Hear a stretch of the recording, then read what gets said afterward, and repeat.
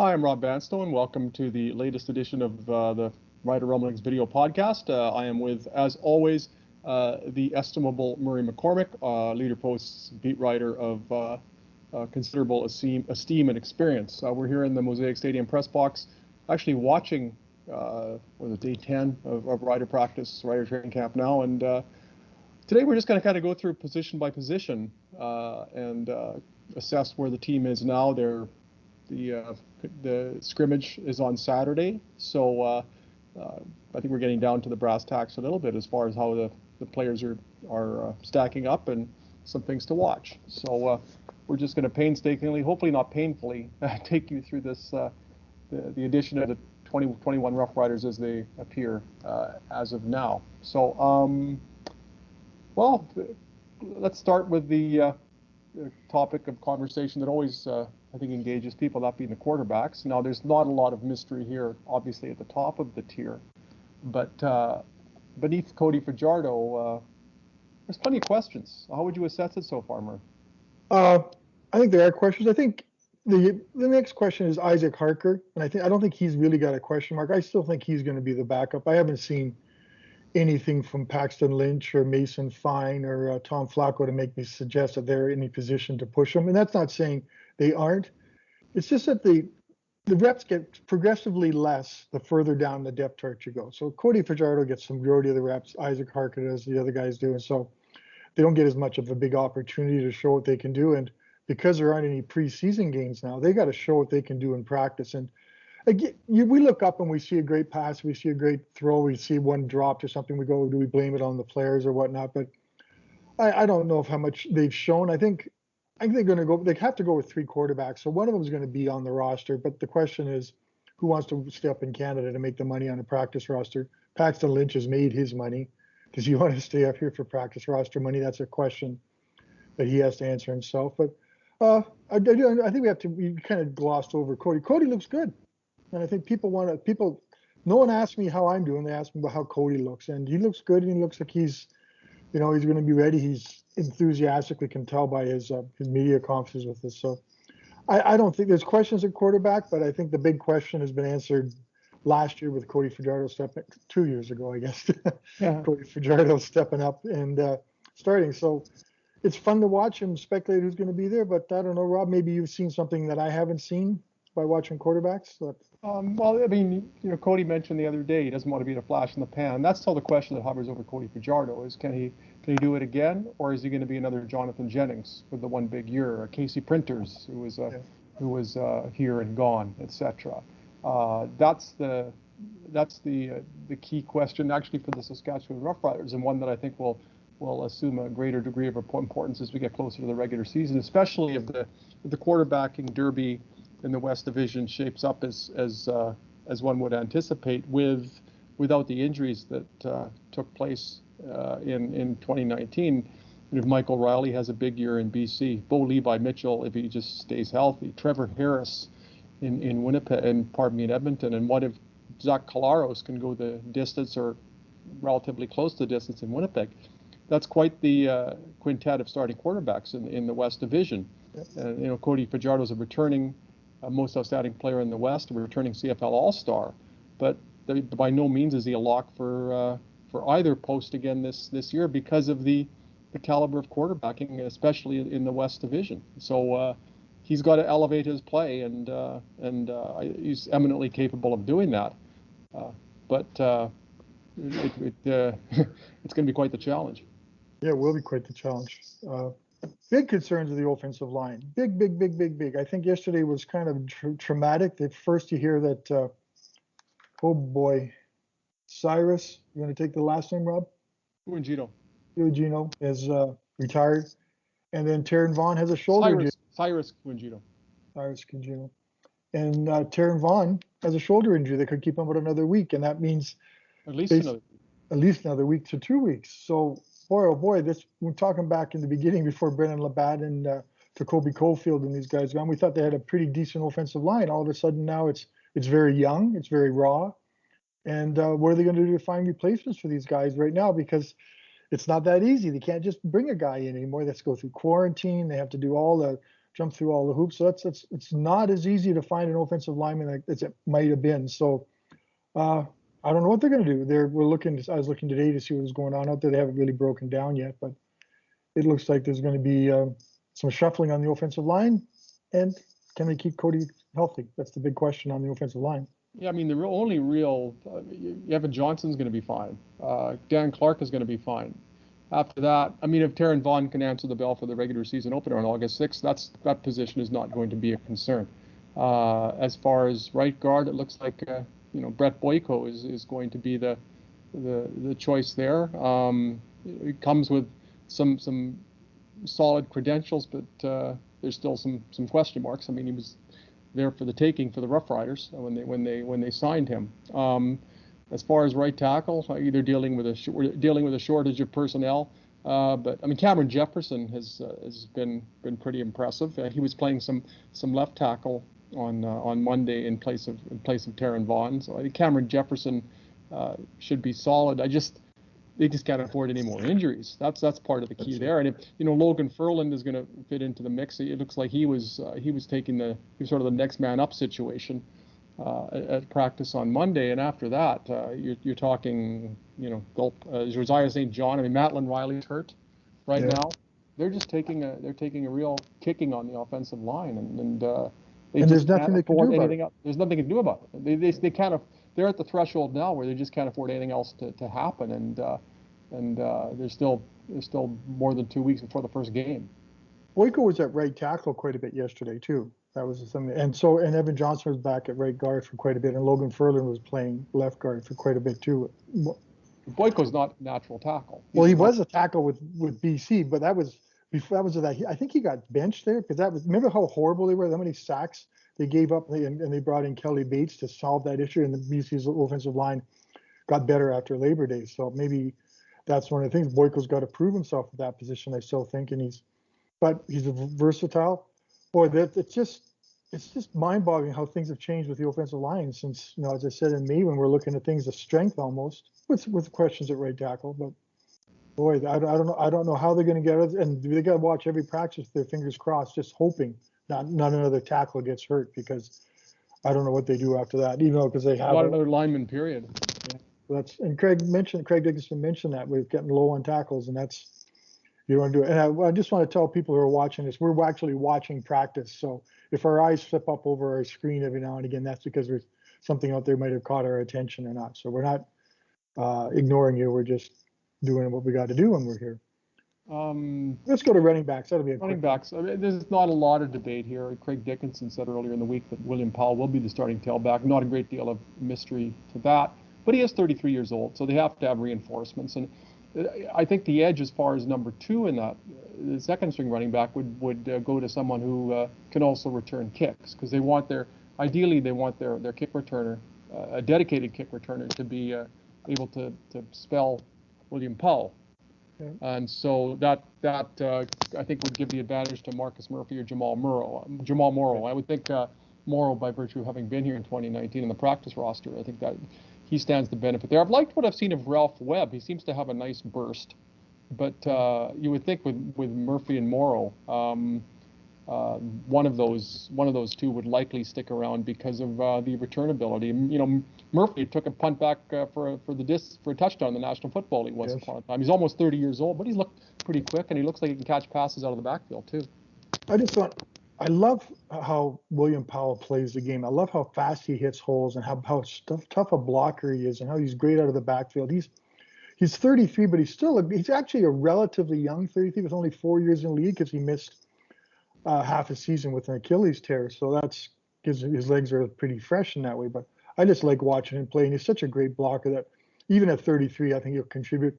If I was leaning anywhere, I would lean towards Morrow at that backup guy. I just think they kind of look at the guy with experience, with his thoughts on the CFL and whatnot. He'd be the kind of guy like, I do think Marcus Murphy is a great guy, and he did that aforementioned punt return in the NFL. So, but he's 30, so you might look that way. But I don't think they're really sweating over their running backs. I think William Powell's durable enough that they can go with him, and if you can go with Morrow, and maybe Murphy makes it on a practice roster, and they see what happens there. But yeah, I don't think there's a lot of questions at running back, other than as long as they stay healthy. See, here's a great, just a little touch pass from Cody Fajardo to Powell, and he just bursts right by. And I know the defenders aren't allowed to put him on the ground, so it's hard to measure what he's doing. But just a great little player. What a great pickup that was way back in. Boy, I can't keep track of the years, Rob. Well, when last year is 2 years ago, it just invites confusion. But the only thing I'll say there is that when a running back reaches 33, suddenly, you know, to use a baseball analogy, sometimes you lose a mile or two off, mile or two an hour off your fastball, and it might the difference might seem imperceptible to some, but that's enough as we watch an interception. I can't tell what it is because he's got his jersey tucked under his jersey's number was Mike Edam. Mike Edam gets the pick off. But I remember in 1996, Robert Mims rushed for plus more than 1,400 yards and was named the outstanding player in the West Division. It actually started off quite impressively the next year at age 33, and by mid-season they had replaced him with Mike Saunders. Tim McRae was named the Rough Riders' most outstanding player in 1989, that amazing year, and he was 29 years old at the time.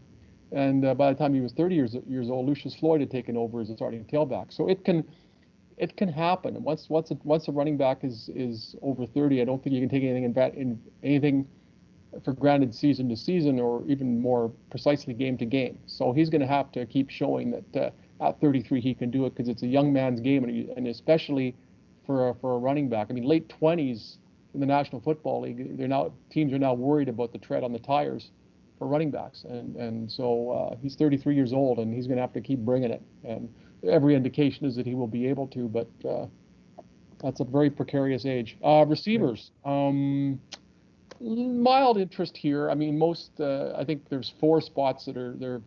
Well, 3.5. You can mark Shaq Evans down, obviously. You can mark Kyran Moore down.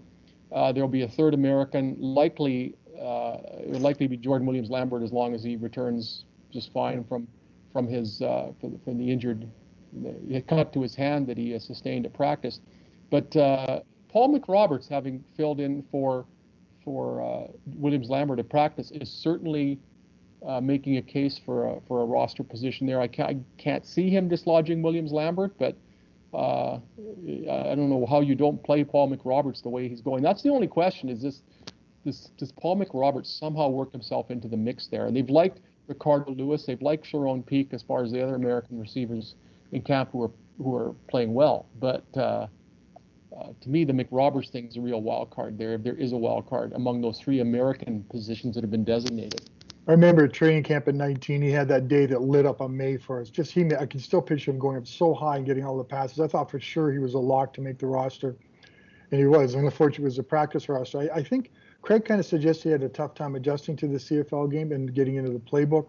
So did Jordan Williams-Lambert when he came back from the NFL. He had a tough time adjusting to the Riders, because you would think he would have stepped in and played. Well, they put him wide out. I mean, I know that was dumb. That'd be like me. I don't know if I could ever do that, but I do like McRoberts. I think he can step up there, and I think we're going to have to take a look at Braden Lenius. Like, he is playing, as you said, he's the best player in camp. You notice him every single day. And that's really a compliment to him, to losing 26 pounds, which compared to you is, you lost that in a week. I lost 4 times that. Yeah. But I lost a lot of other things too, because I'm old. But that's the other part of the equation is they want to start 2 Canadians and or 2 nationals, whatever the terminology is these days. Braden Lenius is going to be one of them, obviously. But that second spot currently occupied at the wideout by Justin McInnes. And Craig Dickinson, I asked directly yesterday on Monday about Justin McInnes, and he said he's been bothered by a quad injury. He's been out there, but how do you not take note of what Jake Hardy's been able to do?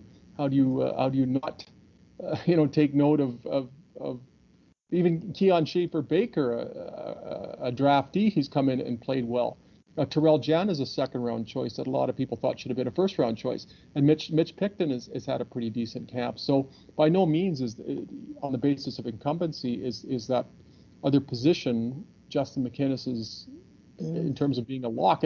I really wonder how that other spot is going to shake out, because there's going to be some very good players who are not only on the active roster, but are on the active or practice rosters, because they got more good Canadian receivers than they can accommodate right now. That's something to watch. Well, I think Craig mentioned too that unfortunately McInnes showed up out of shape. He has family responsibility. His wife had his job, and he was basically the primary primary caregiver at home. So he wasn't able to work out as much as he should have. So I wonder if they're just giving him a chance to work his way into shape, because they do have that investment as being a first round pick in 19. So they have time and money invest him. So give him a chance to get in shape, see what he can do for a couple of weeks, and just then maybe make a decision in the third week of what way things are going on right now. I'm a big fan of Jake Hardy. We've mentioned this before. He just keeps coming back and coming back. And Terrell Jana had a great first week. I haven't noticed as much this last couple of days.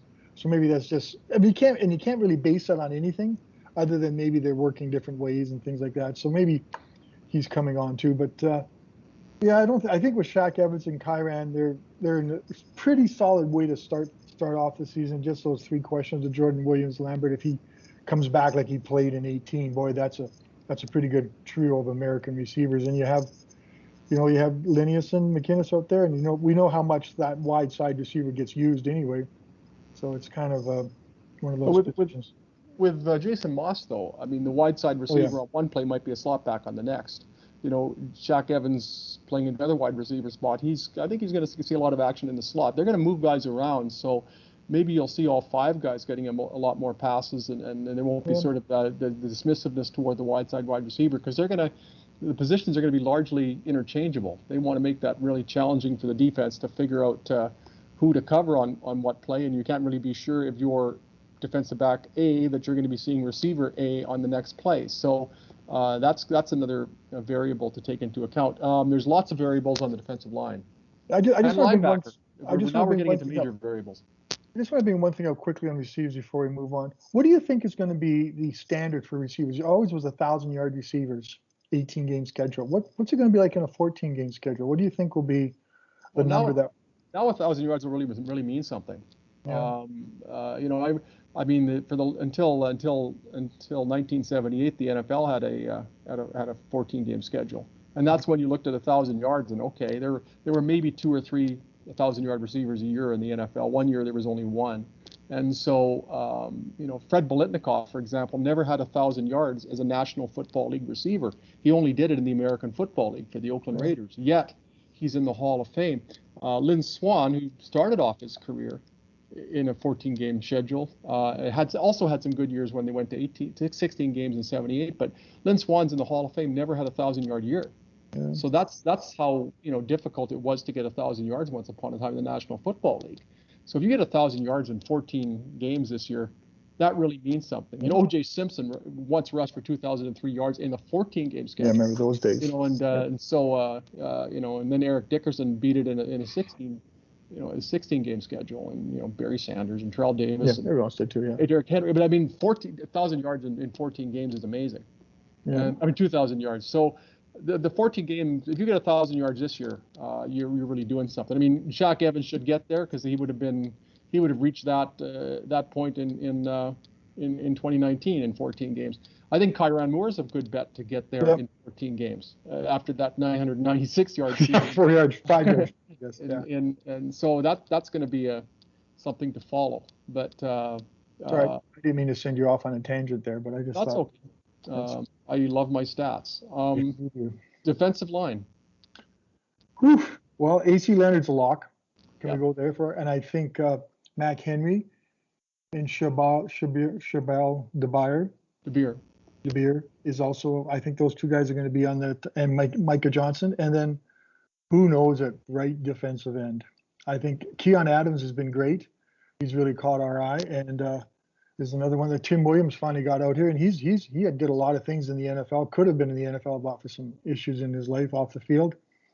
And Pete Robertson has been described as a different style of rush end. So replacing Charleston Hughes is still the question we're all going to be asking each other. Who's going to do that? It may take the whole season to figure that one out. There's a rush, but you just a rush to replace a rush end. But I think Craig mentioned Anthony Lanier too. He can play tackle and he can play defensive end. So there's another guy that his versatility might give him a little bit of flexibility on the defensive line. He's also Craig Dickinson is also like Garrett Marino, who's primarily inside. But, he's a big-looking guy. He's the kind of guy. He looks like, I hate to say this, he looks like a defensive tackle. But the Riders have got to keep in mind. I mean, Micah Johnson's battling a knee problem. He battled injuries 2 years ago, and he's 33 years old. So they've got to make sure they have reinforcements beneath him, because Micah Johnson's a player with something to prove. He had the big contract in 2019, and injuries being a factor undeniably, but he still didn't live up to that contract. And now he's 2 years older, and he's already limping in training camp. So they've got to make sure they've got some reinforcements there. And you would think if there's a defensive tackle, American defensive tackle who's likely to stay, it's going to be a Garrett Marino and perhaps Lanier if they see him as being able to contribute inside as well. But boy, they've got to get pressure on the passer somehow. And I haven't seen from it's tough to tell because you're not playing against anybody, but there's really been no defensive lineman who's just looked like the solution right now. They've got some players who've shown flashes and have some interesting credentials, especially in the case of Tim Williams. But there's by no means a solution that is apparent, and we won't know till August 6th or August 14th or several days beyond there. And but it's crucial. And they're moved. AC Leonard. That's the other thing. I mean, he's going to be the guy now at defensive end, and teams are going to focus on him. Whereas once upon a time, I think they were preoccupied with Charleston Hughes. So is AC Leonard going to face some tougher impediments en route to the quarterback than he once did? I would think so, but I think he's also up to the task. I mean, he played so well in the 2019 West Final against Winnipeg, and the outcome of that game kind of obscured a lot of things. And one of the notables was how well AC Leonard played that game. I've noticed they've also dropping him back in the linebacker a little bit every now and again. So he's going to be kind of a la Willie Jefferson's. When he was here, Willie Jefferson would drop back, and when he had those 2 picks, he dropped back. So maybe they're going to try to utilize him, take his versatility and show those kind of things. So he's a great player, great story. And maybe he'll be the answer, and we won't even be talking about. Such a tremendous athlete. He caught 2 touchdown passes at Taylor Field against the Rough Riders while playing tight end for BC once upon a time. So. Sorry if I'm distracted. I just see a player being looked at, so I just kind of. Linebackers. Oh my goodness, where do we start with linebackers? Well, let's start with the easy one. Dion Lacey's going to play. He's going to play. After that, pick names out of a hat. Yeah, and I really think, and it's literally picking names out of a hat, because I think Jason Shivers is trotting them out because he's trying to he wants film on every guy that he's got because he wants to make the right call. And people are saying to me, what's going to happen to the linebackers? This is, guys, I can't really explain it to you. They're just, all the guys are getting run in and out. And they all get first team reps. They all get second team. They all get with the group C, as is also called too. And is there 1 or 2 of them that have stood out? Hard to tell because there's so many of them out there that really isn't there. So it's really a big hole. I think Dion Lacey was a great signing. I think he could play all. I didn't know he could play all because you're so good as well with the Eskimos that I thought that would be his natural position and maybe where he ends up. But Craig Dickinson also mentioned on Monday there is the possibility that Dion Lacey could play defensive end. Yeah, and, that was a strange one. I thought if none of the newcomers are found to be the solution, they do have the Dion Lacey option there. But then again, that would be predicated on having ready-made solutions at linebacker. Yeah. Honestly, how do you even know where to start? I mean, they're not sure. If there's an if as far as whether they start a Canadian, and if so, Micah Tights would seem to have the inside track there. But Jordan Herdman Reed and his twin brother Justin are possibilities there. But there's by no means a guarantee that they're going to start a Canadian. But that's the difficulty in figuring it out because they don't only have the linebacking positions designated as 2 for Americans, 1 for a Canadian. It's just a free-for-all right now, yeah. And there's a lot of players competing for not a lot of spots. So I wish we could provide better insights. I asked Craig Dickinson about the linebacking situation yesterday, and even he was not. He says they're in an experimental stage right now. So how do you know? Yep. I don't even know if they have to start a Canadian linebacker, Rob. I think they could almost get there without having to start a Canadian linebacker with the 5 guys on offense and 2 on defense. So maybe they can look at an All-American, but they are good. One thing about this, they're going to be good on special teams. Because all of these guys are the Herdman Reed brothers. Tights is another great special team. But Dion Lacey's a stud at special teams. So we're going to look at that. But that's something you can look at. The advantage of all these linebackers being here is they should have pretty good special teams, and they kind of needed it after last year, I think, just coverage especially.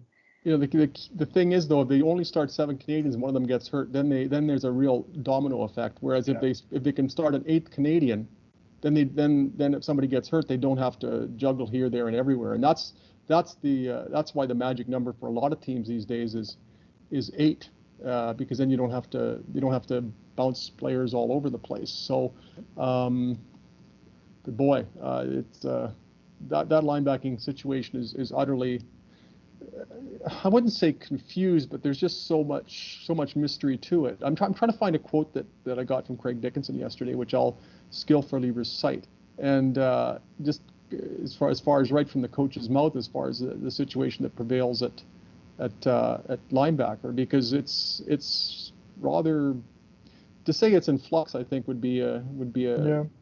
Where is it here?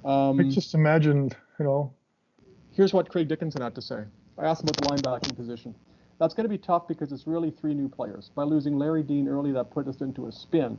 What Coach Shivers is doing is trying to rotate guys at middle linebacker, weak side linebacker, and kind of see who picks up the defense and who looks good. Lacey's getting some reps at Mike, middle linebacker, and we think he can be a Mike. They also like Davis, number 47, and Nigel Harris, number 42. Micah Tights can play Mike or Will. So if we go with a Canadian linebacker, he has a chance to play there, and the Herman Reed brothers are both good players. And we've got Onyeka, who has experience playing linebacker too. We're trying to figure it out just like you are.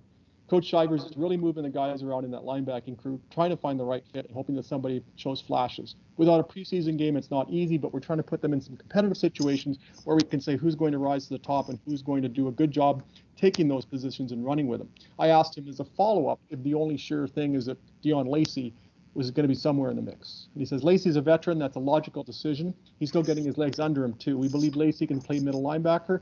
We know he can play special teams. So you're right. Lacey's probably the veteran player we believe can solidify us inside. But if one of those other guys looks better than him, we'll place Dion down low. We'll place Dion down and have him play defensive end and have him be a special teams beast. So that's how many cards are in play at the linebacking situation when the coach, who's usually pretty honest about if there's a position that's just pretty much nailed down, he'll tell us. But that one's just, Yep. As we said at the outset of this linebacking extended dissertation on the linebackers, pick a name out of a hat. Defensive backfield is a lot more simple. Murr. Yeah, I don't do that one because it'll be like a day off after dealing with the discussion about the defensive line and linebacker. Well, of course, you got Nick Marshall at one of the cornerbacks for sure. Lucius Purifoy, who's having a great camp. I really have been impressed with Lucius Purifoy. He's dropped down to Sam. He's coverage guy. He's returning kicks. Just a great defensive halfback. Ed Gainey, a little bit older, but I think he's still got some life in those legs at the other defensive halfback position.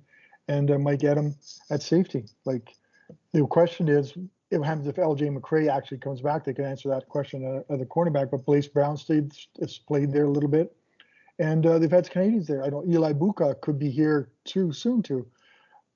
I think, just after the first week of August, he's supposed to be back. So maybe that'll be another chance here. But I don't think, other than the question of who's going to play your wide side cornerback, I don't think there's any questions at the defensive backfield. And it may have to be the strength of this team with the questions at linebacker, with the questions at defensive, and that they're going to have to step up. These guys are going to have to play a little more aggressive defense and stuff. So that's nice to see that's one position where there really aren't a lot of questions, and hasn't been a lot of guys you really kind of noticed. Like AJ Hendry's a guy who's listed in the defensive backs, but he's kind of taken some reps at linebacker, so maybe he could be moving into that coverage position with Sam. But they're pretty well set at that. I think we'd be remiss. Jacob Dearborn has been getting a lot of reps too at safety. He's not in Mike's league yet, but he's been getting the opportunity with Mike coming up and playing Sam every now and again. So there's a good young draft pick that's getting an opportunity to play, and another special teams demon. So. They've got a few players in the secondary who've had pretty good camps. Christian Campbell's looked pretty well. Jeremy Clark looks like a guy, if I'm not mistaken, they can play him in the secondary, or he might be a candidate to move down to linebacker. You mentioned AJ Handy, who's played pretty well. Godfrey Onyeka gives them a Canadian option at cornerback if they opt to go there and maybe wait for Eli Buka to come back. So Lorenzo Jerome's an interesting player because he looks like a guy they can move around a bit. But again, there's only realistically one spot there, and there's a lot of candidates, and there may be some special teams considerations there too. If we could take more talk about linebackers, I wouldn't rule out Lorenzo Jerome being moving into Sam either too. He played Sam with the Stampede before he got. He didn't play a lot, but enough that he understands the game. And It's been a while since anybody played, so there's a whole lot of adjustments going for anybody else. Special teams, do you want to go with your, geez, who's going to be the punter, Rob? What kind of stat you got for me for training camp on John Ryan? Well, I'm trying to think if the Riders have ever had a 39-year-old punter before. I don't believe they have. How old was Ken Clark?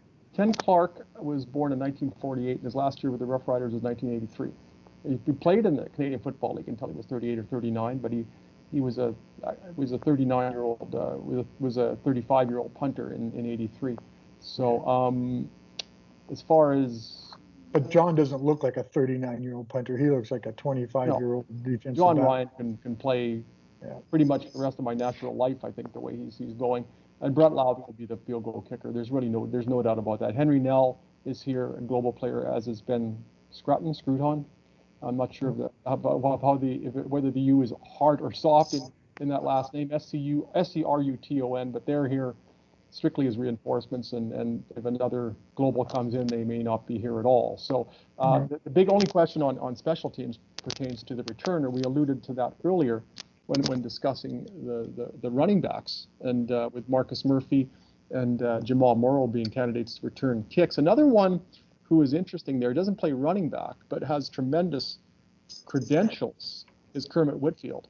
I think he was the fastest player coming out of college one year, and was in a very explosive, especially on kickoff returns in the NCAA. Now he's a receiver and hasn't gotten a lot of action there, because where are there balls to be found? But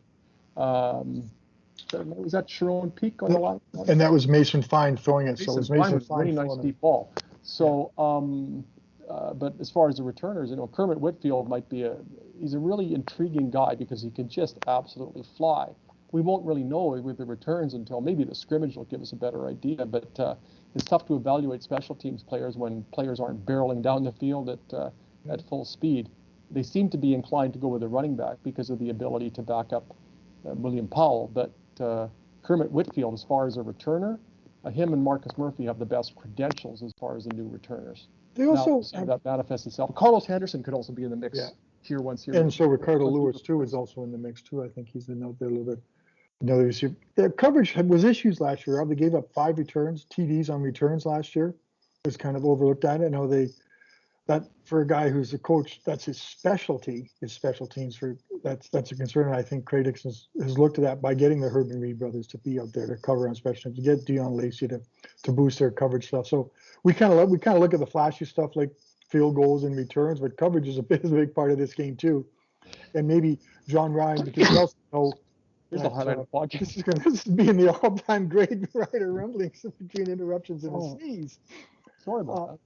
I think John Ryan is going to be better. I think he didn't his punts were high and they kind of didn't pin people back. I think maybe he's been working on it. He got better as the season went on. So I think John Ryan will be improved and that'll help the coverage. But they got to improve the coverage. I think that's one of the things that has to happen. You can't give up 5 touchdowns on returns and not have to take some long look at it. Well, how often has Craig Dickinson been asked during camp about a player with pertinence to an offensive or defensive position, not for him only to interject that he's really good on special teams. Yeah. Like, that is such a large consideration.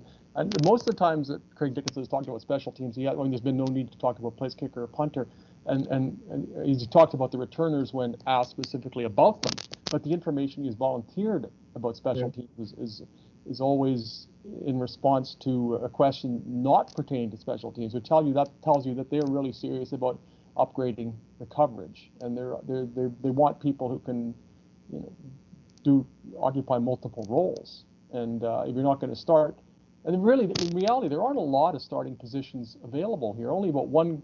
I think there's 8 question marks on the team, and this was before Taron Vaughn's situation became more serious. Because as I looked at it, correct me if I'm wrong, but there's only one jobs that are up for grabs. Now again, that's presuming that Taron Vaughn is back.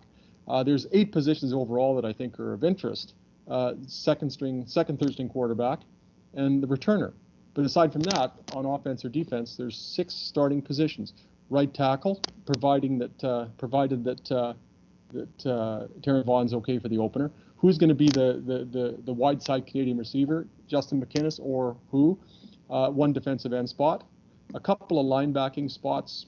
I mean, presuming that Lacey is one of them, there's still 2 other spots to address, and the one cornerback spot. So that's 6 jobs out of 24 that are up for grabs, and every barring injury, barring even cap considerations, maybe a veteran gets pushed by a younger player who's considerably cheaper. Could that player potentially be a defensive back, or could that player potentially be Paul McRoberts?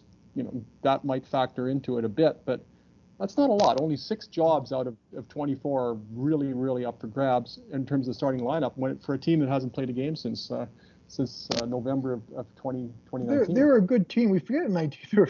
We kind of forget in 19 how good they were. First place. Other than that one misplay at the last part of the game, the West Final, it could have been a whole different season. The missed block on that trick play with the punt return. That was one missed block, and you and I would have been covering the Grey Cup that year. It's funny because one of the writers in Winnipeg just did a story on that, on how those 2 special teamers stepped up big time, especially that big play where Nick Marshall just tricked everybody in the return. I should remember his name. I forget his name, but we kind of forgot about that play. We just always get sort of caught up in what happened with Cody Fajardo and the goalpost. And I can't remember who it was that was the lead blocker, but he never looked behind him, and the Bomber player came from nowhere. Yeah. And made up a lot of ground and made the tackle. And if he doesn't do that, that's a touchdown. It's probably a different outcome. Mike O'Shea calls that one of the greatest special teams plays he's ever seen. And Mike O'Shea's seen a few special teams plays in his career. We'll give him that. That was as crucial as. So there were a number of plays in that game. I mean, if people look at the goalpost, but this ridiculous play calling down there in short yardage situations, on the 2-yard line, and they're in the shotgun, and they're using Cody Fajardo in a sneak when he's got 2 torn oblique muscles. Yeah. Honestly, give it to William Powell. And I still remember, it was funny, I went on the golf course that next spring and people asked me, why didn't they give it to William Powell? Why didn't they? And that was still one of the things. And I wonder, we'll never probably know, I mean, they would know internally, but is Stephen McAdoo still the offensive coordinator, if not for that game? Because you look at what Stephen McAdoo was able to do over the course of the year. And Shaq Evans had a breakout year. Of course, there was Cody Fajardo. The Rough Riders finished first. The passing attack was so much better than it was in 2018. I think, and a lot of credit has to go to Stephen McAdoo for the way he made that offense, helped that offense purr. But then again came the Western Final, and suddenly, is Jason Moss here, if not for the play calling in the West Division Final? I think there's a legitimate question, and one we'll probably never know the answer to unless I think Steven kind of ran out his time here too by then. I think Craig might have been looking for something a little. And I'm saying this not having.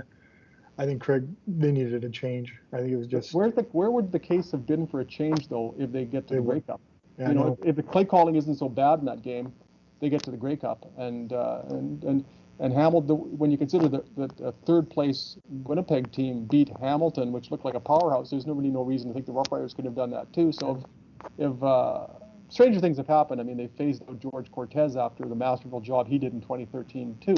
He was still here in 2014, but for some reason he fell out of favor. But it's Jason Moss here, if not for the repeated play calling blunders. Regardless, I think the players are excited.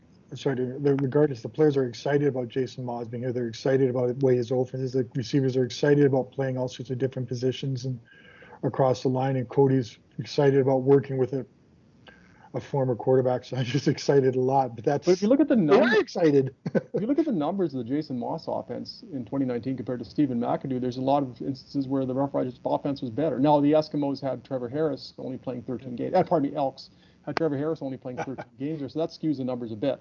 But the Eskimos offense, it's not like the Eskimos had this ultra explosive offense and the Rough Riders didn't. In a lot of cases, the numbers are comparable. In some cases, the Stephen McAdoo numbers are superior. And again, the Rough Riders finished first, and the Eskimos missed the playoffs. Elks, I knew I was going to do that not only once but twice. So, based upon stats, and those can be illusory, there wasn't really a compelling case to do it. Maybe it just came down to feel, or maybe it just came down to that. How do we get onto this tangent? The West Division final of 2019.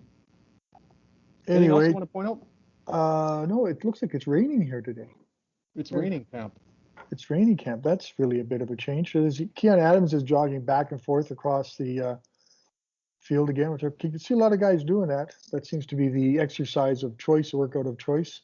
You know what's interesting to me, Murr, is that coming into camp, I mean, obviously there was so much talk about the 4 blown Achilles tendons, and you were thinking, okay, what's camp going to look like on day 1 or day 2 if they can't get through a players-only workout?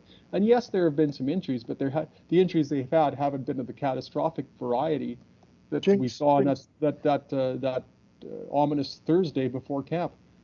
You would think maybe based upon what happened early that camp would have been they would have needed a triage desk on the sideline, but they've just gotten through camp so far with just the normal type of injuries one would expect. But unfortunately, there's a Winnipeg Blue Bomber tore his Achilles, so he's gone. So that, if you're counting at home, that's 7 Achilles tendons in, the first 2 weeks of things are open. And I wonder if that's a sign of still more to come. So you hate to see that, because I'm looking down the field, I see one of the guys on crutches, or 2 of the guys are down there on crutches, and they have casts on their Achilles. So I'm assuming he's one of the guys. I can't tell who he is because he has a hoodie on. Mind you, I wouldn't know who they were. But they all, and I guess we should know it, they all had successful surgeries, and now it's the long trip back. It's funny how many people you meet that have had Achilles injuries now, that I'm torn Achilles. I bring up golf, but I golfed the other day, and 2 of the guys, one guy blew up both of them. I'm a little worried. I'm planning to play touch football again this fall, so maybe I should just stick to walking the dog around the lake. Anyway, the big thing we're looking forward to is a scrimmage on Saturday, and I can tell you with my experience that scrimmages are scrimmagey. Sometimes they're never quite as exciting as you think, and sometimes they just are, what are they? They're very controlled. I don't know how many fans. Did they say 5,000 fans for the scrimmage? 5,000. So that'll be pretty cool to see that, if there's that many people here for a scrimmage to watch to get the first one, because it's their only chance. It really makes it tough, and we go back to the quarterbacks a bit. Like, how do the quarterbacks move up if they don't play a game? And that's going to be the opportunity, but it's still going to be so controlled in a scrimmage. It's not like they go up and down the field doing a bunch of things that they would normally do in a game. It's, they want to get them in 1st and 10, 2nd and 10, 2nd and 30, and everything else, just to see how they react and whatnot. And I still don't think they're allowed to take the guys to the ground, so there's not a lot of big hitting going on. But I think these guys are probably tired of doing drills and running against air, so it'll be fun. It'd be fun to see a big crowd here. A big crowd, sorry, 5,000 is not a big crowd, but for COVID, it's a big crowd. Be the most people I've been around for a long, long time. So hopefully, when it turns out it's a beautiful day and the smoke blows away, so it'll be even better. It's going to be huge for the second, prospective backup for 3rd-string quarterbacks. And you covered the scrimmage in 2017 when Vince Young had his farewell performance, and his farewell jog. Now the players have a first-round draft pick, NFL first-round draft pick again at quarterback, or at least vying for one of the quarterback jobs, at Paxton Lynch. So I think a lot of eyes will be there. Paxton Lynch may never play it down in the Canadian Football League, but this is going to be, I think, something that bears watching, considering the marquee value attached to his name. And you got to think, of all things being equal, if it comes down to Paxton Lynch, Mason Fine, and Tom Flacco for the number 3 job, how do you not go with Paxton Lynch if all things are being equal, considering this is someone who the Denver Broncos once found so intriguing that they drafted him in the 1st round. And he's 6'7" and 243 pounds. He looked like a defensive end. So, but this is probably going to be the best opportunity for Flacco, Fine, or Paxton Lynch to establish that they belong here the whole year. I broached that topic a little earlier, though, but he's made money. He's made nearly $10 million in the NFL. I would still think he has some of it left. Does he want to stay on the practice roster for whatever the practice roster is playing, just for the opportunity to grow for a year? That's a big question. It's not an unfair question for him to deal with. But I don't think he has to answer. He doesn't have to. But that's, these other guys, Fine and Flacco, they're both kind of starting out. They're probably willing to spend a year learning how to be a quarterback in the CFL. I don't know if Lynch has the patience or the time to want to do that. But he certainly has enough money in the bank that it's not going to be a financial hardship for him to do it. So it might be advantageous in one respect for him to do that. And if he does legitimately aspire to get back to the National Football League, well, you can't really wait till 2023 for the XFL or USFL next year. I mean, this is the beginning of that process for him, and to be serious about it. One of the knocks on him with Denver that is he wasn't really a playbook wonk. He wasn't, he had all the physical tools in the world, but just wasn't putting in the time that was required. If he can demonstrate to the National Football League that despite coming up to Canada in a place he'd never heard of, at a game with which he was totally unfamiliar, he's willing to make, pennies compared to what he's used to, and really be serious about learning the game. I think that would carry a lot of weight with NFL general managers. He's only 27 years old, and maybe he is a different person than the person who came in 2016 and proceeded to disappoint. A detriment to all these guys, Rob, is going to be no preseason games. I'm not talking about preparation for the season, which is very important. I'm talking about there's going to be no film of them doing anything on the CFL field. And that's huge because every team will watch a preseason game. Well, I guess if they were televised. Yeah, they were televised in 19. Some are. Some are enough where that and teams of film is available so they can show they can actually play, and a team might be interested in picking one of them up. I don't think there's going to be a lot of film from the scrimmage that's really going to say this guy's done this or this guy's done that and sign him for that. So, someone went down on a play on a rushing there. I'm trying to see that, sir. It looks like 76. So I have to look at my roster because who's 76? That is Xavier Busso. Why would he be? Bosi. I don't think that's him. Looks like him. Sorry, folks, we can't tell what's going on here because I don't even have. It does look serious. Vincent Diethier is a defensive back. That's a defensive player. So the draftee. Hopefully that is not. We're just talking about injuries, and here we go.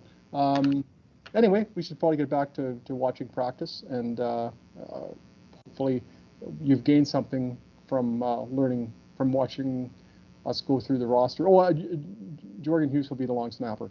Oh yeah. But he's had a finger injury, I think. He dislocated a finger snapping a ball. I want to ask him how you dislocate a finger snapping a ball. That must have been a lot of torque on the football to do that. But another topic for another day. Murph, thanks so much for lending your expertise to this, and we'll do this again next Tuesday. After scrimmage, boy, we'll be full of information then. The regular season creeping inexorably closer. For Murray McCormick and for our producer, Mark Melnichuk, who has ordered me to read the little thingy at the end, which I never have queued up. Isn't this riveting podcasting? I've got it in my inbox. Where is it? Here, no, that's not it.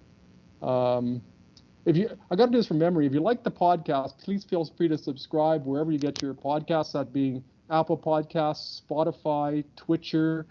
What's the other one? And feel free to follow us on Twitter. I'm at Rob Vanstone. Murray is at MurrayLP. I hope I got that correct. Mark will be reprimanding me summarily and deservedly. For Murray McCormick, I'm Rob Vanstone. Thanks so much for your time today, and we'll talk to you in a week's time. Take care.